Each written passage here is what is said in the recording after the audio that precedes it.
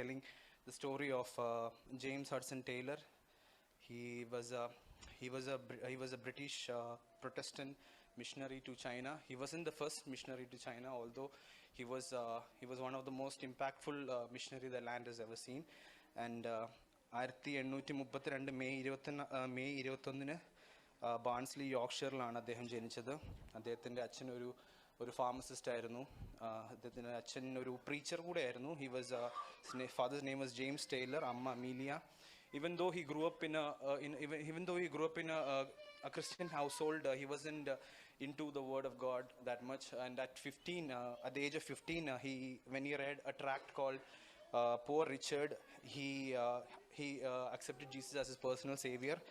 അതിനുശേഷം 1849 അദ്ദേഹം ഒരു മിഷണറി ആയിട്ട് ചൈനയിലോട്ട് പോകാനുള്ള തീരുമാനമെടുത്തു. ആൻഡ് പോകുന്നതിന് മുമ്പേ അദ്ദേഹം ഒരു 17ാമത്തെ വയസ്സിലാണ് ഈ തീരുമാനം എടുത്തത്. അതിനുശേഷം ഒരു 3 വർഷത്തോളം അദ്ദേഹം പോകുന്നതിന് മുമ്പേ ഉള്ള പ്രിപ്പറേഷൻസ് ആയിരുന്നു അതിനു വേണ്ടിയുള്ളത്. അതിൻ്റെ ഇടയിലാണ് കെൻസിങ്ടൺ, UK കെൻസിങ്ടണിൽ വെച്ച് എഡ്വേർഡ് ക്രോണിൻ എന്ന് പറഞ്ഞൊരു മിഷണറീനെ അദ്ദേഹം പരിചയപ്പെടുന്നത്. ഇറാഖിലുള്ള ബാഗ്ദാദിൽ ആദ്യം പോയ കൂട്ടത്തിലെ ഒരു അംഗമായിരുന്നു എഡ്വേർഡ് ക്രോണിൻ. എഡ്വേർഡ് ക്രോണിൻ്റെ കൂടെ കൂടിയിട്ടാണ് അണ്ടർ ഹിസ് ഡിസൈബിൾഷിപ്പ് ഹഡ്സന് മിഷണറി വർക്കിനെ പറ്റി കൂടുതലൊക്കെ അണ്ടർസ്റ്റാൻഡ് ചെയ്യാൻ പറ്റി. And it is said that Edward Cronin was the one who taught him about faith mission principles of life. അതായത് നമ്മളൊരു മിഷണറി ആയിട്ട് പോകുമ്പോൾ it's not only about faith and preaching, but it's rather we have to give a service to the community or the society that we go as well. And during this time ചൈനയെ പറ്റി കൂടുതൽ അറിയാൻ ഹഡ്സന് ഭയങ്കര താല്പര്യമായിരുന്നു. അങ്ങനെയാണ് Hudson Walter Henry എഴുതിയ China it's A state and prospects എന്നൊരു book വായിച്ചു ആ ടൈമിൽ. അപ്പം ചൈനയിലെ പ്രൊവിൻസുകളും അവിടുത്തെ സിറ്റുവേഷൻസും അണ്ടർ ആറ് റൂൾ അതൊക്കെ മനസ്സിലാക്കുവാൻ ഇൻഡെപ്ത് നോളജ് അബൌട്ട് ചൈന കിട്ടി ഈ ബുക്ക് വായിച്ചുകൊണ്ട്. അതേസമയം അദ്ദേഹം ചൈനീസ് ലാംഗ്വേജ് ആയ മാൻഡറിൻ പഠിക്കാൻ സ്റ്റാർട്ട് ചെയ്തു Hudson. Anyways in 1851 Robert Hardy എന്നൊരു ഫിസിഷ്യൻ, ഒരു ഡോക്ടറിൻ്റെ അണ്ടറിൽ മെഡിക്കൽ അസിസ്റ്റൻ്റ് ആയിട്ട് വർക്ക് ചെയ്യാൻ അദ്ദേഹത്തിന് സാധിച്ചു. അറൗണ്ട് 19 years old ആ ടൈമിലാണ് വർക്ക് ചെയ്യുന്നത്. അറ്റ് ദ സെയിം ടൈം പരസ്യയോഗങ്ങളും ട്രാക്ട് വിതരണമൊക്കെ ആയിട്ട് അദ്ദേഹം സ്പിരിച്വലിയും വളരെ മുന്നേറുവാൻ ആ ടൈമിൽ സാധിച്ചു. അങ്ങനെ ഇരിക്കുമ്പോഴാണ് 1852 അദ്ദേഹം സ്നാനപ്പെട്ട ഉടനെ അദ്ദേഹം റോയൽ ലണ്ടൻ ഹോസ്പിറ്റലിൽ ഒരു ഡിപ്ലോമയ്ക്ക് വേണ്ടി, മെഡിസിനിൽ തന്നെ ഒരു ഡിപ്ലോമയ്ക്ക് വേണ്ടി അപ്ലൈ ചെയ്തു. ആൻഡ് ഡ്യൂറിങ് ദിസ് ടൈമാണ് ചൈനയിൽ ഭയങ്കര ഒരു സിവിൽ വാർ ഇറപ്റ്റ് ആവുന്നത്. ആ സിവിൽ വാറിൻ്റെ ന്യൂസ് ബ്രിട്ടനിലൊക്കെ എത്തുകയും അവിടെ ഒരു ലാർജ് ഗാദറിങ് ഓഫ് ക്രിസ്ത്യൻസ് അവിടേക്കൊരു ഇവാഞ്ചലൈസേഷൻ ഗ്രൂപ്പ്, ഇവാഞ്ചലൈസേഷൻ മിഷണറീസിനെ അങ്ങോട്ട് അയക്കണം എന്നൊരു ഡിസിഷൻ എടുത്ത് ഒരു ഗ്രൂപ്പ് ഫോം ചെയ്തതും CES എന്നാണ് ആ ഗ്രൂപ്പിൻ്റെ ഫോം, ചൈനീസ് ഇവാഞ്ചലൈസേഷൻ സൊസൈറ്റി എന്നാണ്. അതിൽ Hudson he offered himself as the first missionary to go to China from that group. ആദ്യത്തെ sailing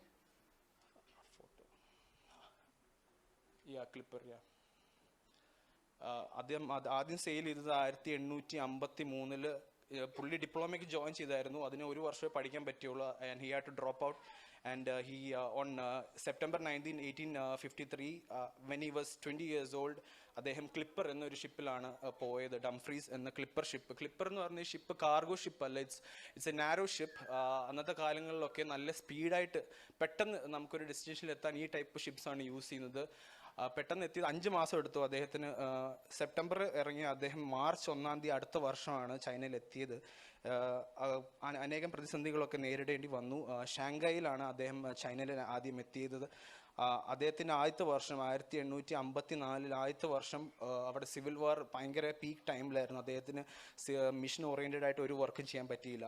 and then again in 1855 when he was 22 years old, ഷാങ്കായിൽ അദ്ദേഹം preaching ആദ്യമായിട്ട് പൊതുയോഗം ആദ്യമായിട്ട് ഒരു പബ്ലിക് സ്പീക്കിംഗ് പോലെ preach ചെയ്യാൻ പുള്ളി തുടങ്ങി.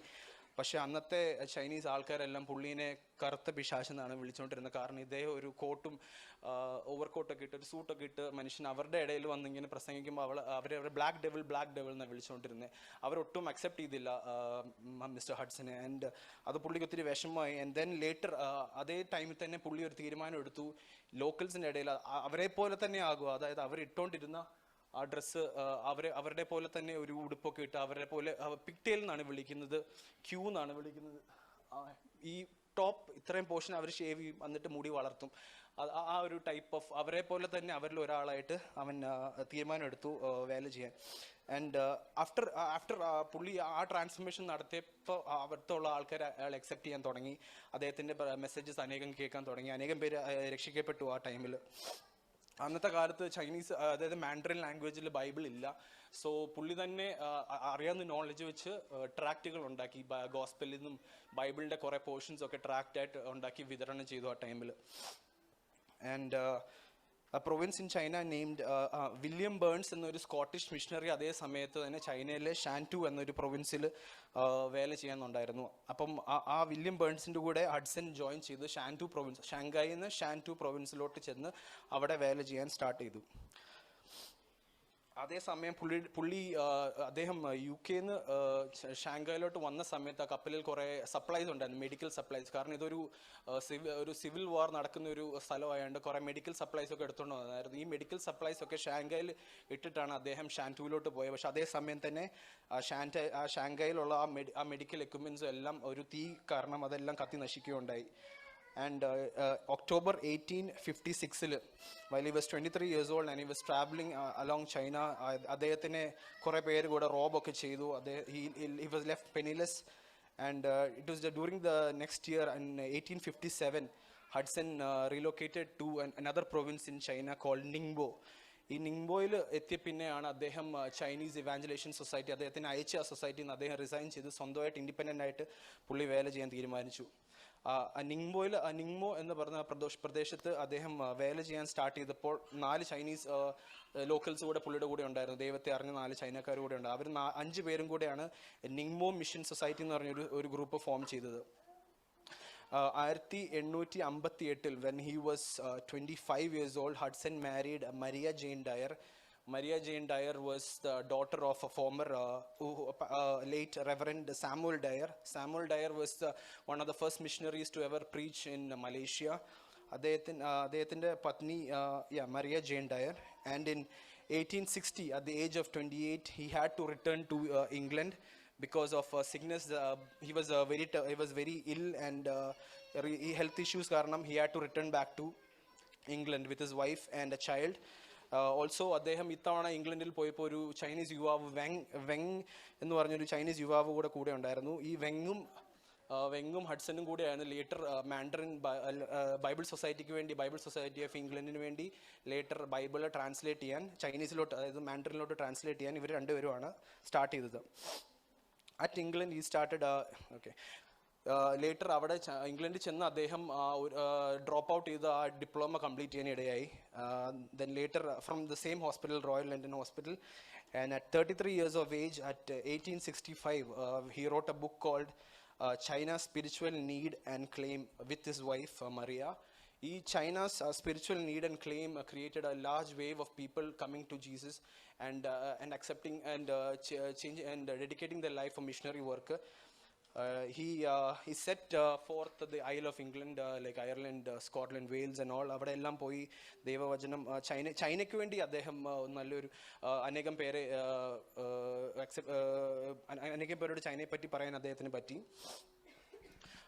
And at June 1865, Hudson, along with his family, he formed the China Inland Mission, the CIM Society. And ഒരു വർഷത്തിനുള്ളിൽ തന്നെ ഈ CIM എന്ന് പറഞ്ഞ ഈ ഒരു സൊസൈറ്റി 21 മിഷണറിമാരെ ഓൾ ത്രൂ ഔട്ട് UK അവർ ഗ്യാദർ ചെയ്തു and raised around 2000 British pound that time. And ഇതിന് ശേഷം, and after collecting this amount of money and along with 21 missionaries and his family, അദ്ദേഹം രണ്ടാമത്തെ തവണ ചൈനയിലോട്ട് പോകാനിടയായി. And second time, അത് May 1866, almost after 5 years after coming from China to UK, and then he's going back to China again. And this time ആദ്യം പോയത് ഒറ്റയ്ക്കാണെങ്കിൽ ഇത്തവണ അദ്ദേഹത്തിനൂടെ family ഉണ്ട് and 21 മിഷണറിമാരും കൂടെ ഉണ്ട്. ആൻഡ് ഇത്തവണ അതേ സെയിം ഷിപ്പ് അല്ല, ഡിഫറെൻറ്റ് ഷിപ്പ്, അതും ഒരു ക്ലിപ്പർ ഷിപ്പാണ്. ലെയ്മൂർ എന്ന് പറഞ്ഞൊരു ഷിപ്പിലാണ് അവരവിടെ ചെല്ലാനിടയായത്. ആ ലെയ്മൂർ എന്ന് പറഞ്ഞ ഷിപ്പിൽ പോയോണ്ട് അവരെ ആ 21 മിഷണറിമാരെ അദ്ദേഹത്തെ ലെയ്മൂർ പാർട്ടി എന്നാണ് അവർ വിളിച്ചുകൊണ്ടിരുന്നത്. 4 മാസം കൊണ്ട് അവർ ചൈനയിലെത്തി. റീച്ച് ഷാങ്ഹായ് ഓൺ സെപ്റ്റംബർ 1866 അവരവിടെ എത്തി.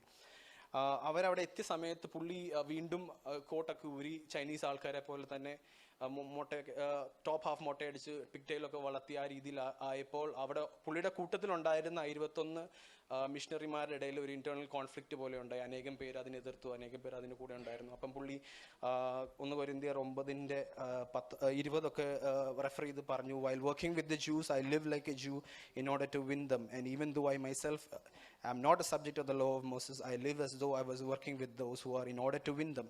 In the same way, when working with Gentiles I live like a Gentile outside the Jewish law in order to win Gentiles. This does not mean that I don't obey God's law. I am really under Christ's law. ഈ ഒരു വാക്യമൊക്കെ വെച്ച് refer ചെയ്ത് അവരെ പറഞ്ഞ് മനസ്സിലാക്കി ഇവർ നമ്മൾ accept ചെയ്യണമെങ്കിൽ അവരുടെ കൂട്ടത്തിൽ നമ്മളൊരാളായി അവർക്ക് വേണ്ടി നമ്മൾ വർക്ക് ചെയ്യാൻ നമ്മൾ ഇടയാവണമെന്ന് പറഞ്ഞു. ആൻഡ് അത് കഴിഞ്ഞതിന് ശേഷം ഇവരെ കൊണ്ട് അവർ ഷാങ്കായിലാണ് ആദ്യം എത്തിയത്. പിന്നെ ഈ തവണ അവർ വേറെ റൂട്ട് പിടിച്ചു. The main thing grand canal of China എന്ന് പറയുന്ന ഒരു ലോകത്തെ ഏറ്റവും വലിയ ആർട്ടിഫിഷ്യൽ റിവറാണ് ഗ്രാൻഡ് കനാൽ ഓഫ് ചൈന. അതൊരു കനാലാണ്. 1776 കിലോമീറ്റർ 1776 കിലോമീറ്റേഴ്സ് ലോങ് ആണിത്. And to make the first അവരവിടുത്തെ ഹാങ്ഷു എന്ന് പറഞ്ഞൊരു പ്രൊവിൻസിലാണ് ആദ്യത്തെ സെറ്റിൽമെൻറ്റ് ഉണ്ടാക്കിയത്. അതൊരു വാർ ടോൺ സിറ്റിയാണ്. കുറേ അനേകം സിവിൽ വാർ നടന്നുകൊണ്ടിരുന്ന ടൈമാണ്. അപ്പോൾ ഹാങ്ഷു എന്ന് പറഞ്ഞ പ്രൊവിൻസിൽ അവർ സെറ്റിൽഡായി. ആൻഡ് ഈ ഒരു ടൈം പീരീഡിൽ അദ്ദേഹത്തിൻ്റെ ബയോഗ്രഫിയിൽ എടുത്തു പറയുന്നുണ്ട്, ഈ സ്റ്റാർട്ടഡ് പ്രാക്ടീസിങ് ഹിസ് മെഡിസിൻ. അതായത് ഡിപ്ലോമയുണ്ട്, അദ്ദേഹം മെഡിസിൻ പ്രാക്ടീസ് ചെയ്യാൻ തുടങ്ങി. അറ്റ് ദ സെയിം ടൈം അദ്ദേഹം വചനം പറയാനും തുടങ്ങി. അപ്പം ഒരു ദിവസം 100-200 പേര് അദ്ദേഹത്തിൻ്റെ അടുത്ത് വരുന്നുണ്ട്. അപ്പം ഭയങ്കര ടയറിങ് ആയിരുന്നു അദ്ദേഹത്തിന് അവിടുത്തെ വർക്ക്. ബട്ട് സ്റ്റിൽ അദ്ദേഹം ഒട്ടും ക്ഷീണം കൂടാതെ തന്നെ അവിടെ വേല ചെയ്യാനിടയായി.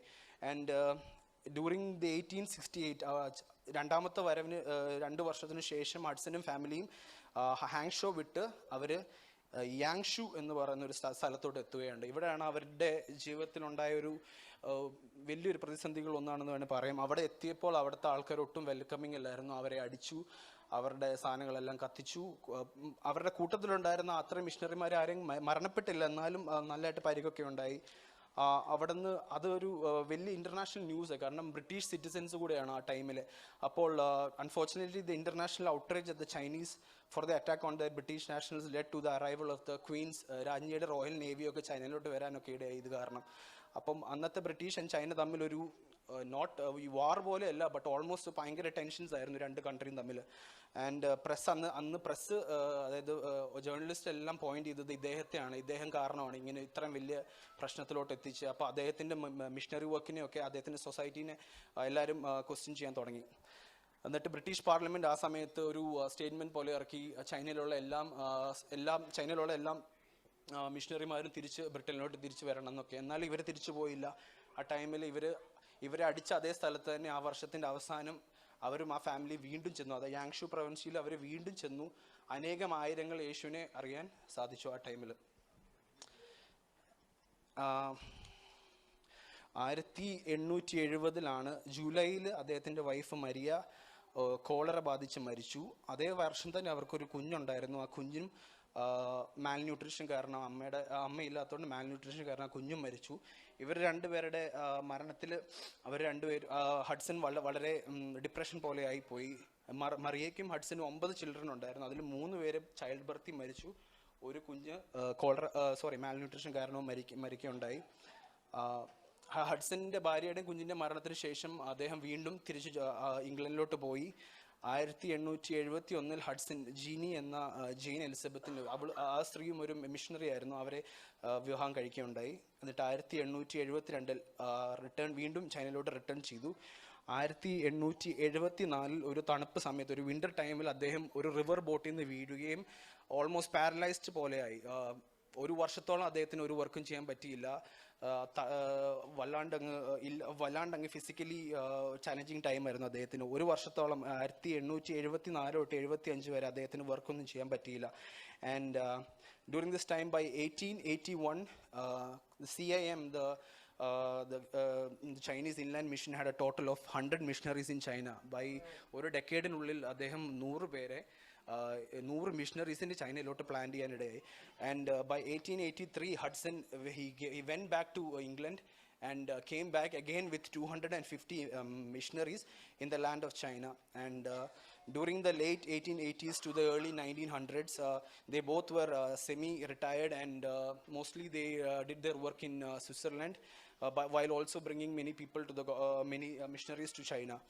And 1905 നോട്ട് ചെയ്യേണ്ട വേറെ കാര്യം, late 1800s to early 1900s വരെ അവർ 7 തവണ കൂടെ, അതായത് ടോട്ടൽ അറൌണ്ട് 10 ടൈംസ് അവർ ചൈനയിലും ഇംഗ്ലണ്ടുമായിട്ട് ഈ ഷിപ്പിൽ തന്നെ അങ്ങോട്ടും ഇങ്ങോട്ടൊക്കെ പോകാനിടയായി.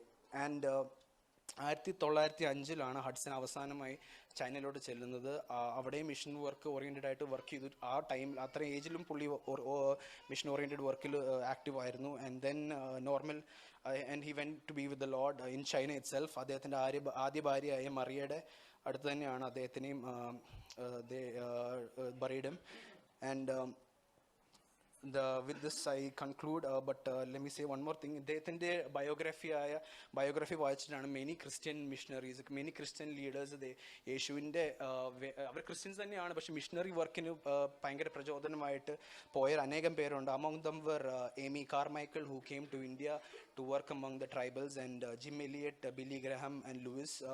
അങ്ങനെ അനേകം പേര് യേശുവിനെ മിഷണറി വർക്കിന് വേണ്ടി ഇറങ്ങാൻ അവർക്ക് പറ്റി. 51 വർഷം അദ്ദേഹം ചൈനയിലുണ്ടായിരുന്നു. ചൈന ഇൻലാൻഡ് മിഷൻ അദ്ദേഹം തുടങ്ങിയ സൊസൈറ്റി 800ഓളം മിഷണറീസിനെ ചൈനയിലോട്ട് എത്തിച്ചു എന്ന് പറയുന്നത് ടോട്ടലി. ആൻഡ് അവർ ത്രൂ 125 സ്കൂൾ ചൈനയിൽ തുടങ്ങി.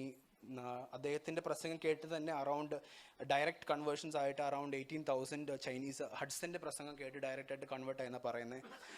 ഹിസ്റ്റോറിയൻ റൂത്ത് ടക്കർ അദ്ദേഹത്തെ പറ്റി പറയുന്നത് ഇങ്ങനെയാണ്: no other missionary in the 19th century since the Apostle Paul has had a wider vision and carried out a more systemized plan of evangelizing a broad graphical area than Hudson Taylor ആണ്. With this I conclude my message.